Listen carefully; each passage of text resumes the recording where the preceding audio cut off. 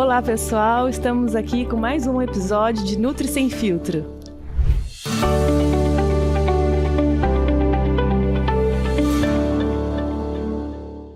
Olá pessoal, estamos aqui com mais um episódio de Nutri Sem Filtro e temos hoje uma convidada muito especial, a doutora Micheline. Oi pessoal! Muito obrigada por aceitar o convite. Imagina, eu que agradeço. A doutora Micheline, ela é médica e ela é médica do esporte, né? E eu queria saber, assim, um pouquinho, Micheline, como que é ser médica do esporte? Como faz para ser médica do esporte?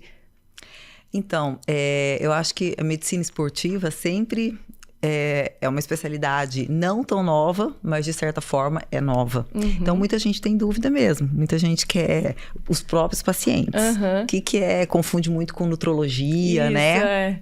Então, a medicina esportiva, eu sempre falo que é uma medicina generalista. Uhum. Porque o exercício físico, ele trabalha todos os nossos órgãos, né? Uhum. Desde o sono até sistema hormonal. Então, o médico do esporte, ele tem que entender um pouquinho de cada tudo. Órgão e sistema. Entendi. Então, sistema nervoso central, sistema endócrino, sistema imunológico, cardiovascular, respiratório, até o reprodutor, né?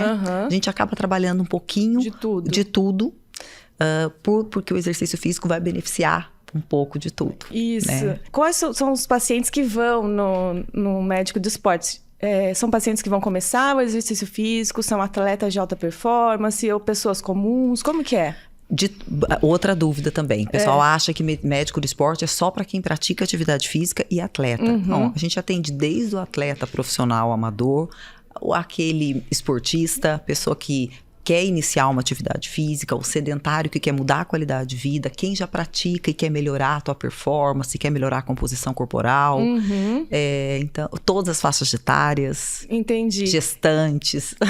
Olha que legal, né? E, assim, é um médico da qualidade de vida mesmo, da qualidade né? de vida, do bem-estar.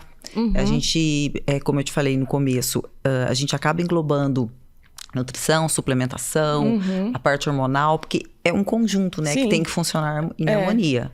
Eu acho que hoje em dia a medicina está muito voltada para isso, né? Porque assim, não adianta você olhar um paciente ou uma doença, né, isolada. Exatamente. Porque a gente faz parte de um todo. E às vezes uma doença que é no intestino tem a parte emocional, a parte hormonal envolvida, né? Então, é o equilíbrio. A gente tem que ter essa visão geral, né? Com certeza. Inclusive a mente, né? Eu acho que o equilíbrio corpo e mente. Eu acho que a mente é um dos pilares, assim, muito importantes, né? Dentro do bem-estar e da saúde das pessoas, né? E o legal é que a gente vê que cada vez mais a medicina de hoje, ela é preventiva, né? Ela quer prevenir doença e promover saúde. Isso. E as pessoas estão entendendo isso, principalmente agora com essa pandemia. As pessoas estão procurando bastante mudar a qualidade de vida para envelhecer bem. Eu acho que essa é a grande questão. E você falou da pandemia, eu fiquei curiosa agora.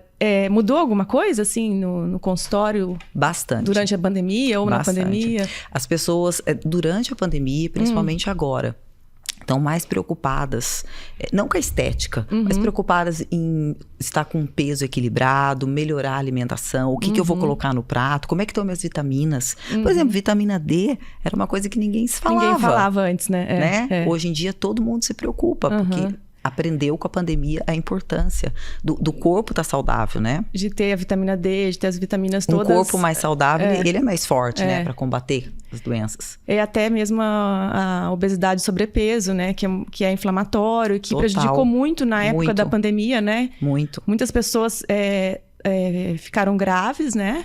Agravaram a doença por conta de sobrepeso e obesidade, né? Sim. Acho que você vê isso no consultório também, né? As pessoas buscando uma alimentação melhor, né? Eu acho que antes a nutrição, né? As pessoas procuravam muito nutrição para emagrecer. Né? Queriam emagrecer. Agora, assim, muita gente vai para comer melhor, para ter mais saúde, mais disposição, né? E quais são os maiores desejos, assim, lá no seu consultório, quando os pacientes vão? Acho que emagrecimento, no caso, né, melhora da composição corporal. Sim. Performance esportiva. E a parte hormonal. Também é uma coisa que a reposição hormonal em si, eles procuram bastante. As pessoas, elas estão procurando mais serem saudáveis, né? E terem um estilo de vida melhor. Você atende homens e mulheres? Homens e mulheres. Qualquer faixa etária? Qualquer faixa etária. Na verdade, eu só não atendo criança abaixo de 13 anos. De 14 em diante. E tem as crianças, os adolescentes que já vão para... Muito, eu tô assim, muito feliz até com isso. Quero até me aprofundar um pouco nisso. Como os jovens hoje, a faixa etária dos 14, 15 anos, eles estão buscando o esporte. E uma atividade que, assim, antigamente não era muito, principalmente na minha época, musculação. Tanto os meninos quanto as meninas, os pais levam, Entendi. Porque eles querem ir para musculação. E a musculação, ela é recomendada a partir de quantos anos? Pode fazer a partir de quantos anos? A partir do momento que você tenha as epífises ósseas, né? Fechadas, que a gente diz, né? Que não comprometa o crescimento, a criança está liberada. Olha que legal. Nossa, lógico, muito legal. né? Com orientação, alguns aparelhos que né, não ofereça risco. E existe algum exercício físico, assim, que você acha que é o melhor que tem, assim? Tem alguma coisa que você fala assim, ó, não pode faltar na vida das pessoas esse a tipo musculação, de exercício. É o treino de força, o treino de resistência. Musculação é massa muscular, prevenção de osteoporose, é tudo. Independente do esporte, né? Se você é um tenista, um nadador, um jogador de futebol, você tem que fazer a musculação. Tem que ter o fortalecimento, Você tem que ter né? o fortalecimento. Na verdade, esse fortalecimento vai evitar lesões, né? E quanto mais velho a gente vai ficando, mais massa magra a gente vai perdendo, Exatamente. Né? Então, isso é fisiológico, né? É fisiológico. A partir dos 30, a gente começa a perder 1% de massa muscular ao ano. Então, e depois, né, vem aí a sarcopenia, que é a perda de massa muscular no idoso, que leva, né, inclusive, improdutividade funcional. E na verdade perde massa magra por conta de falta de exercício e falta de ingestão de proteína, né? Muito. Porque é importantíssimo você ajustar de acordo com a faixa etária, né? Sim, E é muito importante. E quando a gente vai ficando mais velho, a tendência é você deixar de comer proteína. Sim. É mais trabalhoso comer proteína. A digestão é mais lenta. Isso. As pessoas não se sentem tão bem, né, quando comem. Então, assim, eu vejo no consultório... as pessoas vão ficando mais velhas e vão deixando de ingerir proteína ou ingerindo pouco, menos. Né? Eles têm mania também de comer poucas vezes por dia. Muito. Né? Eu tomo café e depois eu só janto, né? O idoso vai muito lanche da tarde, a sopinha. Eu penso assim, as pessoas têm um pouco de mito que o exercício em jejum, ele vai potencializar emagrecimento, né? Ele vai fazer com que você emagreça mais, ou outras pessoas acham que pode fazer você perder massa muscular. Eu acho que a atividade física em jejum é uma estratégia, tem gente que se sente muito bem, só que ele não é feito para todo mundo e não é indicado para todo mundo. Isso vai depender da sua atividade física, da intensidade, do volume. E não vai emagrecer mais. Você treinar em jejum não quer dizer que você vai ter uma maior perda de gordura. Eu costumo falar para meus pacientes que tem gente que vai lá, né, no meu consultório e fala, olha, eu não consigo comer de manhã e eu treino super bem sem comer. Perfeito. Exatamente. Eu falo, então tá bom. Então você pode continuar fazendo assim, porque tem gente que come e passa mal comendo. Agora tem gente que se não comer, passa mal. É o meu caso. Eu também. Eu não posso fazer uma caminhada na esteira se eu não comer. Não precisa ser uma refeição farta, mas alguma eu preciso coisa, comer. né? E agora, você também não vai falar para um cara que pedala, né? Para um ciclista que pedala aí 2, 3 horas, sair treinar em jejum. Exatamente. Ele não vai ter performance. A gente sabe que a principal fonte de energia ali é o carboidrato, é o alimento. Não tem como. Exatamente. É que, assim... hoje em dia, com essa história do jejum intermitente, que é uma estratégia muito boa, né? Que é uma estratégia usada. Todo mundo quer fazer. E as pessoas acham que é para todo mundo, né? Exato. E, na verdade, muitas vezes não é. Não. Tem gente que não pode fazer. Não pode. E depende muito da sua atividade, né? Do seu tipo de exercício físico, né? Como que você acha que a melhor estratégia para se fazer, para se emagrecer e ganhar massa? Porque, assim... um contradiz o outro, né? Se você for pensar, quando você emagrece, você quer perder gordura. Só que você acaba perdendo massa magra também, né? É difícil você perder gordura e não perder massa, nem nada de massa. Como você acha qual a estratégia melhor, assim, para perda de... Emagrecer sem perder massa muscular, né? Exatamente. A tal da definição muscular. Definição, Eu costumo falar que a definição é pior, é mais difícil, não é pior, é mais difícil do que o ganho, quem quer a hipertrofia, né? Porque a definição realmente definição muscular, emagrecimento é déficit calórico. Você tem que fechar a boca, não tem como. E como é que você faz para não catabolizar, para não perder massa muscular? Você tem que aumentar muito o aporte de proteína. Então, você tem que ter uma dieta muito bem balanceada e um treino muito consistente. Porque se você não tiver treino consistente, é muito difícil manter realmente. Porque a dieta restritiva, que é o que você vai buscar para o emagrecimento, normalmente te deixa mais fraco, mais desanimado para treinar. Então, se você não procurar uma nutricionista, formular uma dieta bem equilibrada e aumentar bem o aporte de proteína, você vai perder massa magra, né? Eu costumo falar também, assim, com os meus pacientes que o ideal é uma dieta que não seja tão restritiva, né? Porque, assim, as pessoas vão muito ansiosas para perder peso, ganhar massa, né? E fazer uma dieta equilibrada, não tão restritiva, para a pessoa ter energia para conseguir treinar, uma dieta de normocalórico para hipocalórica. Isso, eu acho que é ideal. E com a maior parte de proteína, né? Vamos falar um pouquinho agora sobre suplementação, né? Eu acho que muita gente vai no seu consultório... Eu adoro suplementação, suspeito pra falar. Vai no seu consultório procurando, assim, sim, né? Suplementar, muito. Né? E, assim, tem vários tipos de suplementação, por exemplo, que o nutricionista não pode fazer, né? A gente tem um limite ali de... Prescrição, exatamente. Vitamina D, das vitaminas e tudo, né? E como que é a suplementação de atletas, né? Assim, ou de pessoas comuns, né? Como que você faz? Com proteínas, com minerais, com... Não, primeiro, assim, eu acho que suplementação é outra coisa que não é para todo mundo também. Nem todo mundo precisa, né? Eu sempre falo, porque todo paciente que vai lá, pelo menos a grande maioria, a primeira pergunta posso tomar tal coisa? Né? A gente até sabe, você se prepara para ouvir. Ainda mais com a internet, que todo mundo procura e fala, eu quero tomar isso, né? E tem acesso fácil, né? Hoje em dia você pediu, chegou em casa. Enfim, eu sempre falo, olha, suplemento, o próprio nome fala, é um complemento da alimentação. Às vezes, se você não precisa. Então, primeiro, vamos fazer, né? Um check-up, uma pesquisa, como é que estão suas vitaminas, como é que estão seus minerais. Polivitamínica é uma coisa que todo mundo acha que precisa tomar e nem sempre precisa. Uma comida, uma dieta, né, bem prescrita, você está suprindo tudo. O grande problema é que existem grupos igual atleta. O atleta, a demanda dele é muito grande. Não consegue suprir o que não consegue. Precisa, né? A velocidade de absorção é menor que a velocidade que ele gasta. Então, tipo assim, ele pode consumir bonitinho, mas ele gasta muito. Então, o atleta, na maioria das vezes, ele precisa mesmo suplementar polivitamínico, vitaminas, minerais e aí por diante.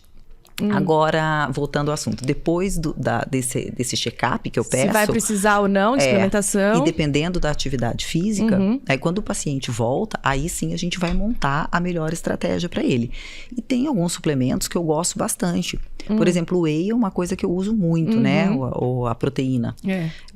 Porque nem sempre a pessoa consegue comer e bater a meta de proteína das diária, 24 horas. Então, o whey eu gosto muito. Vitamina D, como eu falei, vitamina B12. Existe hoje em dia uma pandemia disso. A grande maioria, de cada 10 pacientes, 9 tem deficiência de B12 e vitamina D. Então, eu acho importantíssimo. Minerais é uma coisa que eu gosto bastante. Creatina eu uso muito. O whey você usa para pessoas comuns e para atletas? Para pessoas comuns também. Inclusive, pessoas acima dos idosos é importantíssimo. Tanto creatina quanto whey. Hoje tem bastante estudo que fala que a população que mais beneficia com whey são os idosos, né? Terceira idade. E creatina também, né? Creatina muito. Como que você faz a suplementação de creatina? Muita gente até prescreve de forma errada. É porque a creatina, ela não está ligada aos horários de treino. Ela não é um pré-treino ou um pós-treino. Ela é um suplemento de uso crônico. Então, a creatina, você pode usar a qualquer horário. E ela tem que ser usada todos os dias. Independente se você vai treinar ou não. Então, chega no final de semana, domingão, eu não vou fazer nada. Mas você vai ter que tomar a sua creatina. Você tem você tem que fazer uma saturação, né?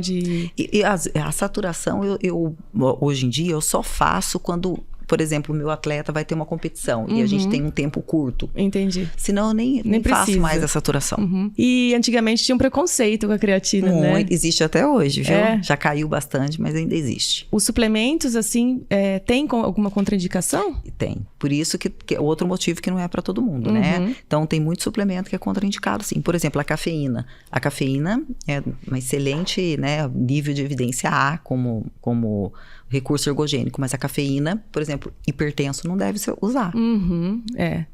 E a cafeína tem até geneticamente, né? Tem os bons metabolizadores de café, né? De cafeína e os maus metabolizadores de cafeína. Não, exato. Que passam mal mesmo, muito. Né? Por isso que é o risco de você começar a tomar um suplemento sem saber se você precisa ou pode. Entendi. Lá no seu consultório, eu estava vendo lá no seu Instagram, vocês fazem soroterapia, né? Fazemos. Como que é isso? A soroterapia é uma forma de suplementação, só que via endovenosa, pelo soro. E ali, o benefício que ela traz é que quando você consome, né, por via oral, um suplemento, uma vitamina, seja o que for, você não consegue absorver 100%. Tudo, né? Você tem a digestão, você tem o processo ali de absorção. E quando você faz através do soro, 100% do ativo que você está usando vai cair na sua corrente sanguínea. Entendi. Então, você vai ter um resultado melhor, mais rápido. Entendi. E até, assim, né, voltando, quando você toma uma vitamina, você tem que estar com o seu intestino bom, né? Seu intestino saudável para você conseguir absorver, né? Uma pessoa que tem desbiose, por exemplo, não consegue absorver todas as vitaminas que precisa, nem do alimento, muito menos do suplemento, né?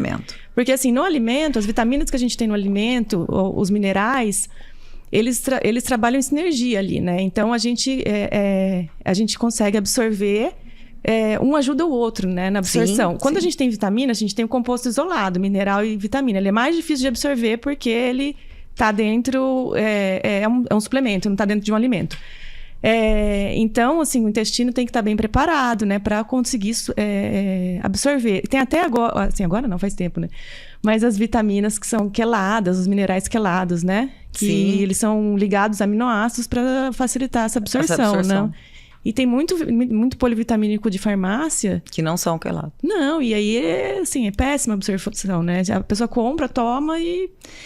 E outra coisa, existem suplementos que depois, né, foram sendo estudados...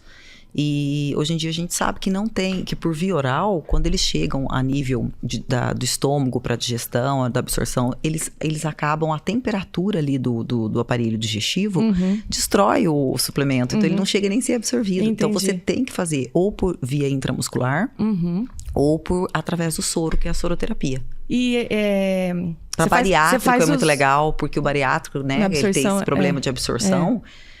Então é muito bacana a soroterapia. Mas aí você faz tanto essa vitamina intramuscular quanto a soroterapia? A gente trabalha com os dois protocolos, o intramuscular e o endovenoso, que é a soroterapia. E a indicação é para quê? Olha, para tudo que você pode pensar. A gente tem... até para doença degenerativa, Parkinson, Alzheimer, tem protocolos para ansiedade, para emagrecimento, para ganho de massa muscular, para fadiga, para neuropatia diabética, para estimular a tireoide. E eles são personalizados, né? Então, você vai montar a mescla... Para cada pessoa. Para cada pessoa. Entendi. E o custo-benefício é bom, assim? Ele acaba sendo bom porque, embora aparentemente ele tenha um custo maior do que o oral, o resultado é muito melhor, muito mais rápido. Entendi. As pessoas, elas notam o resultado. Muitas vezes você está tomando oral e ele não tem que estar sendo absorvido, como a gente acabou de falar. E você deve estar vendo, né? O número de desbiose... acho que é esses hábitos de hoje, né? São os hábitos alimentares, na verdade, né? O que você mais vê no consultório é paciente com desbiose. Porque, assim, a gente, hoje em dia, a alimentação, ela não é muito industrializada, muito processado, muito fast food, né? Exato. E as bactérias do nosso intestino precisam de pré-bióticos, né?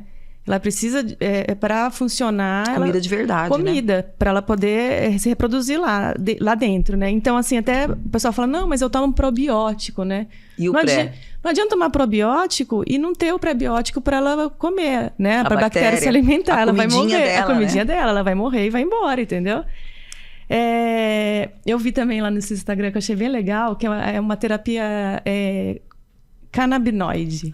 Né? Medicina canabinoide. Como que é isso? Então, eu tô começando agora, né, a estudar mais sobre esse assunto. Medicina canabinoide, nos Estados Unidos, ela já é aprovada há muito tempo. E aqui no Brasil, agora a Anvisa aprovou o uso medicinal de derivados da cannabis, no caso do canabidiol, e mais o TBG, mais alguns outros, para uso medicinal. E é impressionante o benefício para ansiedade, crise convulsiva, epilepsia. Vem sendo muito usado no esporte, porque acelera a recuperação de lesão, para alívio da dor, melhora o estado de alerta. Como que é mesmo, assim? Tem a cannabis, daí tem a cannabis, daí tem as substâncias, os derivados. Não são todos, tá? Porque tem alguns, como por exemplo o THC, né? Ele tem o efeito alucinógeno, né? É doping. Agora o CBD, que é o canabidiol, que é o que a gente mais usa, que é extraído do cannabis, ele não é doping e ele não tem esse efeito alucinógeno. Entendi. E a dosagem também é totalmente diferente do que a dosagem do uso recreativo, né? E no Brasil já tá podendo aprovado, a Anvisa aprovou. Ai, que legal, né? Muito legal. Então, você tem que, o paciente, a gente dá a receita, ele tem que fazer um cadastro na Anvisa. E aí é importado o produto. Vende importado. De outros países, Sim. né? Assim, na verdade, o que deve existir, né, de plantas e substâncias que a gente ainda não descobriu, né, que podem beneficiar, né, muito as pessoas, a saúde das pessoas. Você trabalha com fitoterápicos também? Bastante. Gosto muito. E qual que é, assim, os fitoterápicos que você mais gosta de trabalhar, que você acha que mais dá resultado? Bom, eu gosto do chá verde. Adoro. Para metabolismo? Para metabolismo. Eu gosto muito do capsiate, que eu acho muito legal também. Que é da pimenta? Da pimenta. O derivado da laranja. Laranja moro? Sim, adoro também. Que é o Morosil, Morosil, né? O Morosil na verdade, é um nome comercial, né? Entendi. É o extrato da laranja moro, né? Laranja. A própria cafeína, né? Que é evidência A. Mas eu sou fã. E você gosta, assim, de fazer seus minhas mesclas. Os seus manipulados. Você não costuma receitar muito coisa industrializada? Não. A não ser que seja, né? A parte hormonal, os suplementos, igual o suplemento de proteína, né? Aí não tem como. Agora, de resto, a maioria da minha prescrição são os fitoterápicos. Entendi. Assim, você acha que para uma pessoa chegar lá no seu consultório e falar assim, olha, eu quero ganhar massa, eu quero perder gordura, mas não tenho muito dinheiro para gastar. Você acha que dá para fazer uma coisa legal? Sim, com certeza. Eu acho que é igual, né, alimentação. Muita gente, você deve escutar isso lá. Mas a comida de emagrecer é cara. Não é.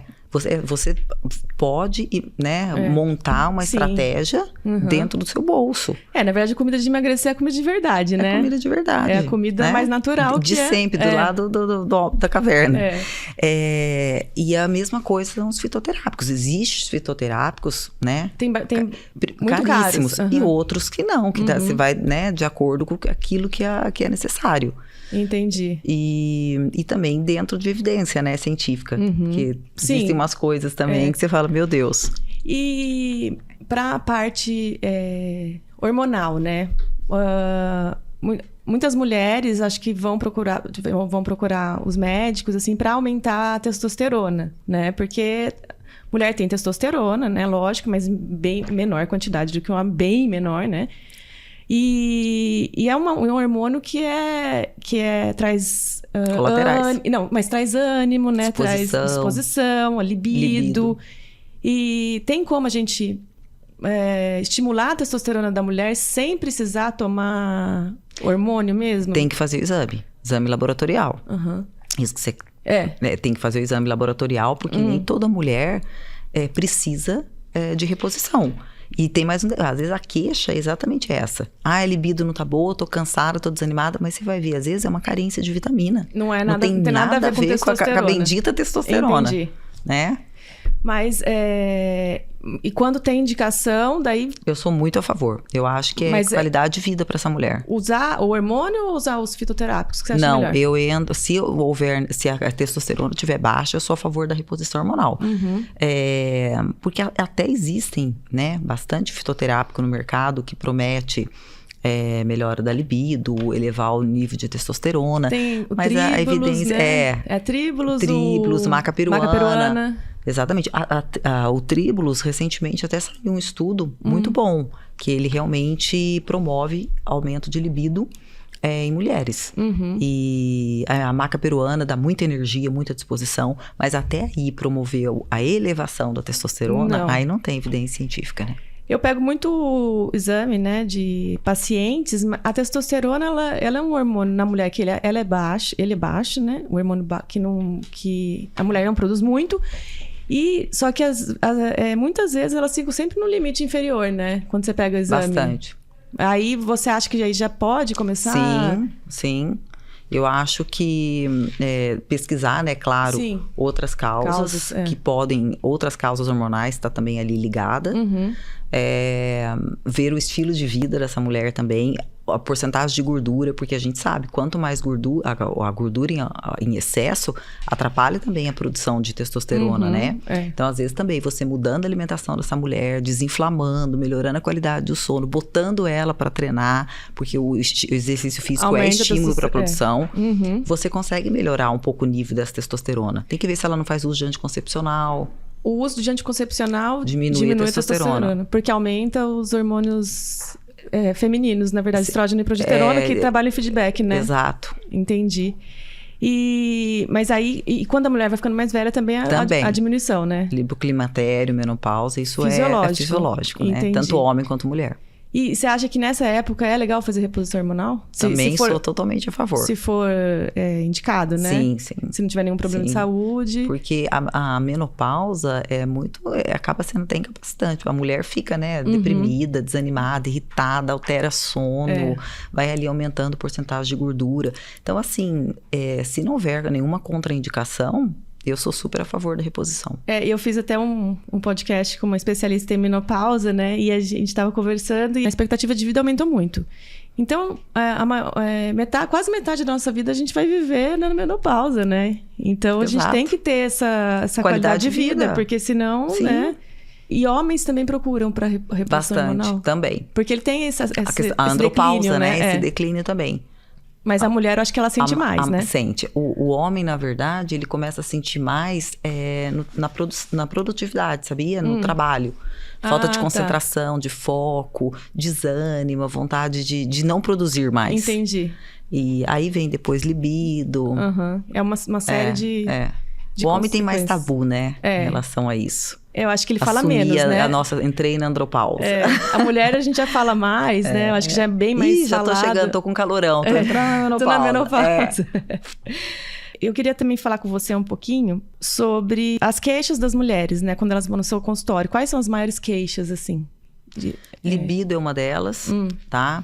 E a grande maioria não tá feliz com o corpo, sabe? Ou quer ganhar mais músculo, ou quer... a barriguinha tá incomodando, ou é a flacidez. Mas tem jeito, assim, por exemplo, uma mulher que tem mais de 40 anos, evitar não, mas melhorar a flacidez. Porque evitar a gente evita, né? Mas assim, melhorar.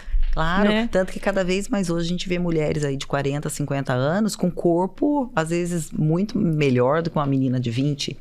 Lógico que é mais difícil você ganhar massa muscular depois dos 40, mas não é impossível. Sabe? Eu acho que, lógico, persistência, foco, hábito de vida saudável, né? Cuidar do sono. Se houver necessidade, há reposição hormonal, há suplementação. E hoje em dia, né, a indústria farmacêutica e em questão de tecnologia também está muito ao nosso favor, né? Entendi. É verdade. E o que você acha do suplemento de colágeno? Então, o colágeno, tem, né, o colágeno, o tipo 2, que a gente usa bastante por causa da proteção articular, principalmente atleta, né? Então, eu gosto bastante para recuperação de lesão articular, para a própria proteção. E agora, o colágeno, né? O tipo 1, que eu sempre falo? O colágeno é uma proteína, então vai chegar dentro do corpo, ele vai ser destruído, não é? Metabolizado, digerido, como a proteína ali do frango, da carne, do ovo, etc. Mas existem alguns colágenos, como os peptídeos, né? Que eles... uma dermatologista estava me explicando há um tempo atrás, até a gente discutindo sobre isso. Eles têm eles mantêm a sequência de aminoácidos ali do colágeno. Então, eles... Lógico, só você tomar o colágeno não vai adiantar, né? Mas você ter uma rotina saudável de atividade física, o maior aporte de proteína na alimentação e você estimular o colágeno, né? De fora para dentro, que hoje em dia tem muitos procedimentos, você consegue sim uma melhora, ter uma melhora. Porque, na verdade, esses peptídeos de colágeno, eles são absorvidos... Tem, né, o Peptan, Verisol. Integralmente, né? Sim. Assim, em alguns trabalhos, eles mostram que a gente absorve eles integralmente, diferente do colágeno... Exatamente. Da proteína, né? Grande, né? Isso. Eles têm uma codificação genética mantida, igual do colágeno, né? Que a gente produz. E os receptores... É bem legal esse estudo. É bem interessante, eu também acho, assim, e tem muita controvérsia, né? Muita gente acha que não resolve, muita gente acha que é bom, mas eu costumo falar... Você usa para suas pacientes? Eu uso peptídeo de colágeno, eu gosto muito. E proteína, né? Eu falo assim que a proteína você vai digerir e vai ter um aminoácido ali. Se você estiver precisando do colágeno, você vai conseguir fazer, né? Mas o peptídeo de colágeno eu uso. Eu gosto muito porque essa tecnologia de absorção, eu acredito que é muito proveitosa. Muito válida, né? Muito válida, Você especifica um horário próprio para sua paciente? Eu especifico geralmente longe das refeições. Então, ou antes de dormir, né? para ter uma absorção melhor antes de dormir, ou entre uma refeição e outra quando não tem lanche, ou eu gosto de usar nesse horário. Certo. Longe das refeições. Eu também tomo, adoro. Adoro essas A gente coisas. adora. Vamos falar agora um pouquinho sobre os mitos e verdades do exercício físico e da suplementação, né? Então, tem algumas dúvidas, muitos né? mitos. Tem até umas coisas engraçadas, né? A primeira coisa, né, que às vezes as pessoas perguntam, ingerir suplemento engorda? Olha, depende se você está precisando daquele suplemento, da quantidade que você está usando daquele suplemento e do suplemento que você está usando. Então, por exemplo, a grande maioria não engorda, mas eu vou dar um exemplo aqui. Vamos supor que você está um pouquinho acima do peso, você começou a treinar e aí por conta própria você comprou um whey protein e você começa a tomar, porque você escutou a colega falando que melhora a massa muscular, e você começa a tomar o whey protein 4, 5 vezes no dia. Então não é o suplemento que engordou, a quantidade, a quantidade calórica, que você tá tomando. Né? Eu costumo falar também que... Creatina incha, creatina engorda. Não. Você já deve ter escutado muito. Não, né? Não, creatina não engorda, não incha. Ela tem essa capacidade de puxar água, mais né? água ali no músculo. Então, o músculo ele vai ficar... Eu até brinco com as minhas pacientes. O músculo vai ficar mais parrudinho, mais estufadinho. Mas não vai engordar, né? Não vai engordar. Na verdade, o suplemento não é feito para engordar, né? Assim, o uso incorreto pode levar, né? Exato. Qualquer pessoa pode consumir suplementos? Não. Não é qualquer pessoa, não é feito para qualquer pessoa, não é qualquer pessoa que precisa e existem bastante colaterais. Efeitos colaterais que podem ocorrer. Sim. A suplementação, esse aqui é meio que igual, né? A suplementação em excesso pode trazer danos à saúde. Claro que sim. Igual a gente acabou de falar da cafeína. Não é todo mundo que pode entrar numa farmácia e comprar uma cafeína. Ela pode, se você tiver uma metabolização lenta e ainda é hipertensa. Já pensou? É verdade. E até fitoterápicos, né? A gente viu muito... Chá verde. Teve uma cantora, não foi? Uma coisa assim? Sim. Que morreu, né? Por consumir... Doses altíssimas de chá verde. Exato. O chá, né? Os chás, os fitoterápicos, eles têm princípios ativos, né? São hepatotóxicos também, tem toxicidade, exatamente. né? Então, o pessoal acha que toma 1 litro de chá verde para emagrecer. Isso é perigoso, né? Exato. A suplementação, ela pode substituir uma refeição? Eu não gosto, tá? Eu sei que tem colegas que às vezes autorizam, ou até algumas nutricionistas que usam estratégia, mas eu não gosto. Eu acho que não sou eu, tá? Porque eu também não gosto. Eu acho que suplemento, shake, não substitui uma alimentação de verdade. Eu acho que refeição. O suplemento, como você falou, ele é para complementar, né? Assim, eu até costumo falar que o mais importante de tudo é a alimentação, é o plano alimentar, é a dieta bem feita. O resto é assim... complemento. É o refinamento, né? Ele vai te ajudar. Se você não tiver uma alimentação bem feita, bem equilibrada, não adianta você tomar suplemento que você não vai ter nenhum resultado. Né? Exato. Então, assim, ele é o refinamento, né? O refinamento. Eu gosto muito de usar nas refeições intermediárias. Sim. Então, por exemplo, um shake de proteína no meio do dia. Acho super válido. A proteína, ela precisa ser usada logo depois do exercício físico? Não precisa. Você tem essa janela, né? A janela anabólica, ela é muito mais do que ampla, 1 hora, 2 horas. Porque tem isso, né? Nossa, você já sai da sala de musculação com a shakeira. O cara já tá tomando a proteína, né? Não, eu falo, gente, pode ir embora pra casa, pode ir tranquilo, toma seu banho, tá tudo certo. Às vezes também a pessoa treina antes do almoço, daí chega, almoça, daí você pode tomar uma proteína no meio da tarde, né? Sem dúvida. Você já vai consumir a proteína ali do alimento, né? O importante é você conseguir suprir a quantidade de proteína diária, né? Sim. Você recomenda quanto, assim, na sua... Olha, por exemplo, para caso de hipertrofia, às vezes por exemplo, mulher de 1,8 a 2 gramas, né? Homem um pouco mais. Eu deixo isso para as nutris calcularem. Tá bom, obrigada. Com o tempo, os suplementos perdem o efeito? Não. Não, né? Não perdem. Tem umas perguntas aqui, mas tá bom. Os termogênicos, eles funcionam mesmo? Essa aí, nossa, eu acho que depois do whey protein, o que mais as pessoas adoram termogênico, né? Para emagrecimento, né? Então, os termogênicos, a promessa é de emagrecer porque eles aumentam, né, a temperatura, eles aceleram as reações metabólicas do nosso corpo, elevam a temperatura e com isso aumenta-se o gasto calórico. Sim. Tá?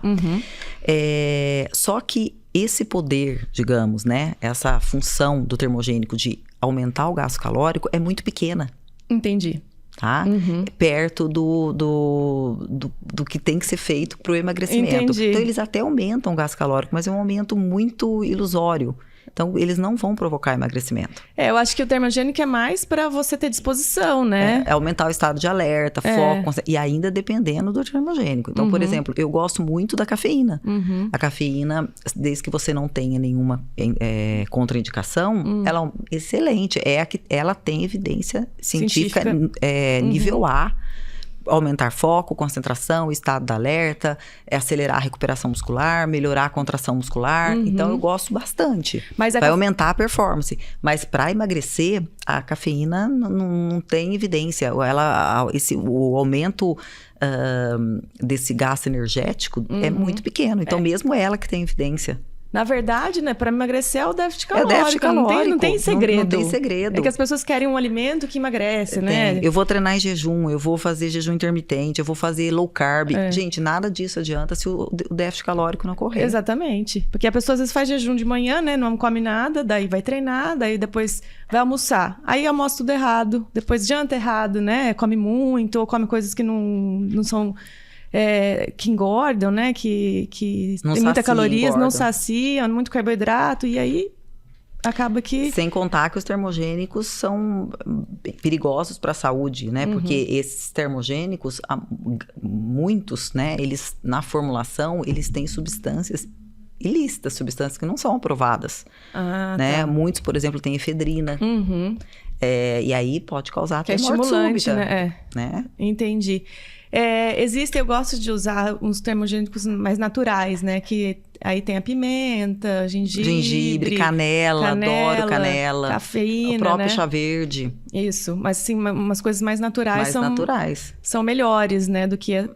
mas no sentido, como você falou, de aumentar um pouco o metabolismo, de dar um ânimo para você treinar, mas não que vai emagrecer, isso... E o BCA? O que você acha do BCA? Eu uso bastante o BCA, mas não... porque não tem evidência que o BCA estimula a síntese proteica, massa muscular, nada. O BCA, ele é composto por 3 aminoácidos, né? Então, valina. Qual que é? Valina, leucina e isoleucina. Isso. E aí, tem muita gente que usa, né? Em vez de usar o whey, ou usa o whey e o BCA, né? Para hipertrofia, né? Isso. E eu não... Eu gosto do BCA para fadiga central.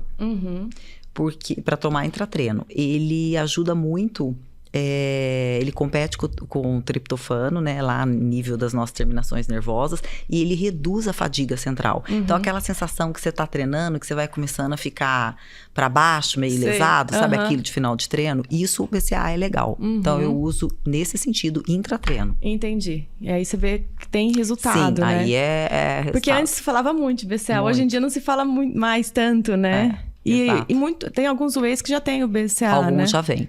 Com BCA junto. Depois também surgiram os aminoácidos, né, essenciais.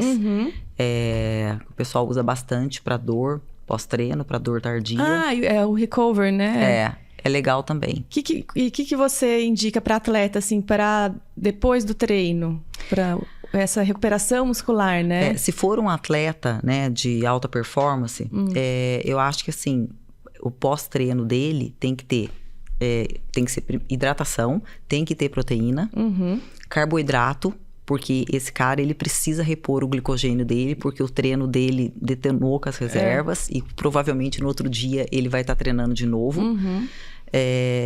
Se ele treina ainda 2 vezes ao dia, pior ainda, né? Então, terminou o treino, esse sim tem que tomar rápido o seu carboidrato e a sua proteína, a hidratação e alguns minerais, como, por exemplo, magnésio, sódio, tem que ser reposto. Mas isso eu tô falando de alta performance. Tá, e se a pessoa que faz musculação, normalmente, assim, uma pessoa que treina... Normal, nós, né, de academia. Não, eu acho que essa pessoa que treina, a alimentação em primeiro lugar, adequada, né, uma dieta balanceada, em proteína, em carboidrato, tudo que ele precisa ali para atingir o resultado, os macros e micronutrientes. Mas não há necessidade de um suplemento pós-treino. Até porque a gente já tem essa janela. Exatamente, né? É que o pessoal, acho que vê as pessoas de alta performance tomando, fazendo certas coisas e acha que tem que fazer também para ter resultado. Mas muitas vezes não precisa. Não necessita. Porque o treino dele não é tão pesado, tão forte, né? Quanto de um atleta. Exato. Bom, para a gente fechar aqui, o que você recomenda para uma pessoa que vai começar a fazer exercício físico e quer emagrecer, quer ganhar massa? O que você, assim, um geral, assim, para uma pessoa que está começando agora e que quer melhorar o corpo, né? Ter mais saúde, emagrecer e ganhar massa muscular? A primeira coisa que eu aconselho é que ela procure um profissional da área de saúde, seja um nutricionista, um médico do esporte, um nutrólogo, seja o que for. Primeiro, para ser submetido a um check-up, né? Seja ele de imagem, de exame laboratorial, para saber se ele não tem nenhuma contraindicação, porque às vezes a pessoa tem uma contraindicação, nem sabe, ela não pode nem estar caminhando na praça. Aí, depois disso, eu acho que dessa avaliação, aí sim, essa pessoa, ela tá apta a iniciar, seja qual ela for a atividade física. Mas antes disso, eu realmente não aconselho, independente da faixa etária. Mas assim, aí você tem uma alimentação saudável... Lógico, a tríade, né, de sempre, sono de qualidade, alimentação saudável, equilibrada e praticar atividade física, eu acho que isso é é o básico, né? Só que antes da atividade física, e até mesmo antes de achar que está tendo uma alimentação equilibrada, tem que passar por uma nutricionista, porque às vezes a pessoa acha que está colocando uma coisa certa no prato e não tá. Quantidade certa, Quantidade certa, o que ela realmente precisa para o objetivo que ela quer. Então, é muito importante isso, a busca por um profissional. Então, procure a gente, viu? Procure, né? A gente vai deixar as nossas redes sociais no final. Então, tá bom. Obrigada, Michelina. Adorei a sua entrevista aqui no nosso podcast. Você está convidada mais vezes a vir aqui. Obrigada, gratidão. Obrigada, pessoal. E foi um prazer estar aqui com você. Pessoal, obrigada por mais um podcast Nutri Sem Filtro.